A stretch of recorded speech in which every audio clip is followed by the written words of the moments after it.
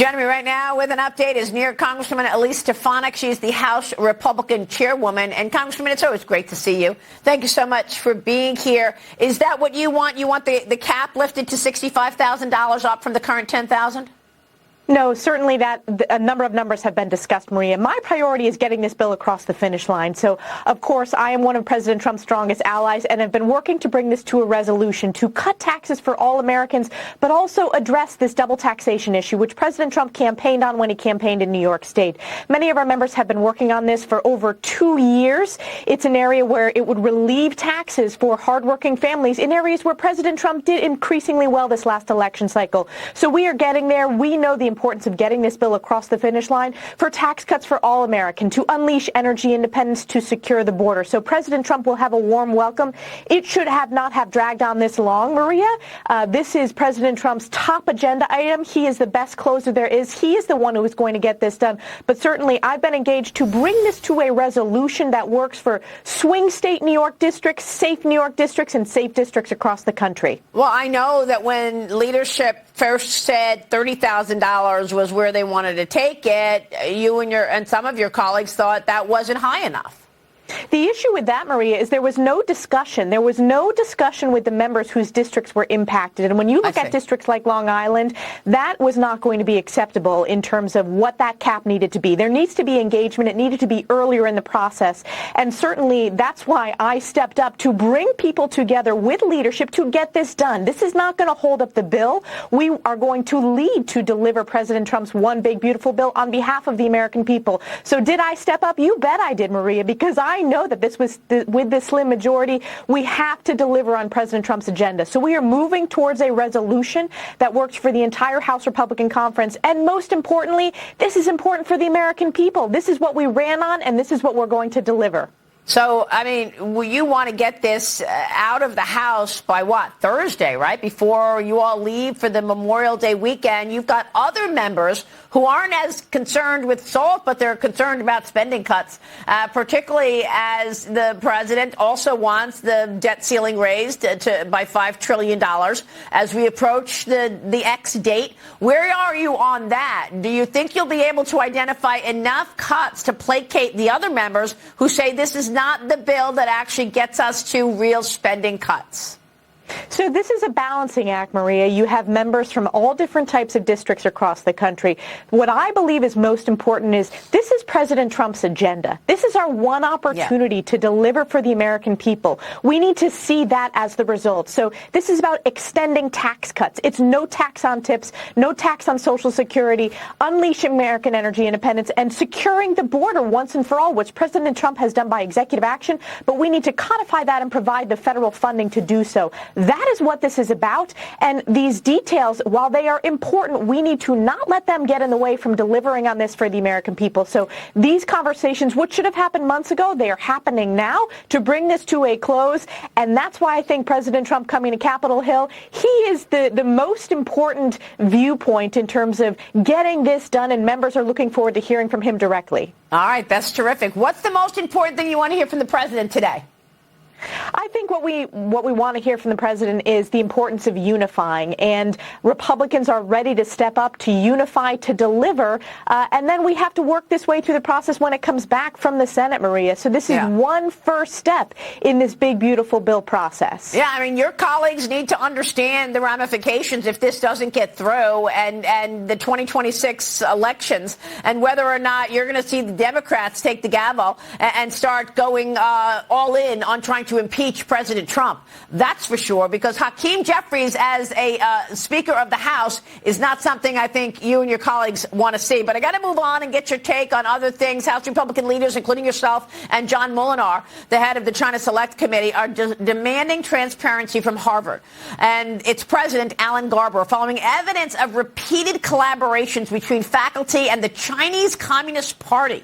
The allegations include Harvard hosting members of Xinjiang Production and Construction Corps, a CCP parliamentary group under U.S. sanctions, Why are they having a sanctioned group at Harvard? Researchers also reportedly collaborated with China-based academics on projects funded by the Iranian government, Congresswoman. So you've got the Harvard right there in the middle of supporting our two main adversaries. You'll be featured at Yeshiva University's commencement Thursday. Congratulations to you. I would love to hear that speech in the audience. But what do you want to say about all of this CCP involvement now at Harvard? It is deeply, deeply disturbing, Maria, and this is an area where I have led in terms of oversight and accountability of these higher ed and institutions that have lost their way. We've spent a lot of time talking about U.S. taxpayer dollars, but what I'm deeply concerned about is these partnerships, in addition to the abuse of U.S. taxpayer dollars, it's partnerships with our adversaries. By law, these universities have to disclose that to the Department of Education. My concern is that they have not abided by the law and that they are pursuing partnerships with adversaries, whether it's the Iranian regime or whether it's communist China. This is not who we are. This is one of the reasons why Secretary McMahon's actions to defund and pull back those federal dollars is so incredibly important. This is a national security risk for our country and for our next generation of students. So we're going to continue to holding these universities' feet to the fire to answer these questions and make sure that this foreign influence from adversaries, that this infiltration of our higher education institutions does not continue. Yeah, President Trump knew this years ago in the first term. Remember, the State Department indicted the Harvard professor who was actually sharing intellectual property from Harvard to the CCP. What about what we've learned this week about President Biden? The president discussed Biden's recent cancer diagnosis at the White House yesterday, telling reporters he finds the situation very sad. One of Biden's former medical advisors said that he's probably had this cancer for some time while he was the sitting president. Watch this. You had said that very few people have it actually diagnosed at this late stage, that's rare. Doesn't it take some time for prostate cancer to develop to a point where it would spread to the bones? Oh, he's had this for many years, maybe even a decade, growing there and spreading. That's right. It's a little surprising. He did not develop it in the last 100, 200 days. And guess what? The first frost, you know what was happening? It had to put on their windshield wipers to get literally the oil slick off the window. That's why I and so damn many other people I grew up have cancer. And why can't, for the longest time, Delaware had the highest cancer rate in the nation. So that was 2022 when he slipped up and said, I have cancer. Okay. And then all his aides said, oh, no, that was a slip up. No, he doesn't have cancer. I mean, I don't know. My heart goes out to him for this diagnosis. But at the same time, is this more of a cover up? All of this time, not only were we dealing with the mental challenges, but now he's had cancer this whole time. And again, they hid it from the American people and sent him out there to run to be president. Is it that much of an obsession not to loosen their grip on power that they would put him forward, even though they knew all of this?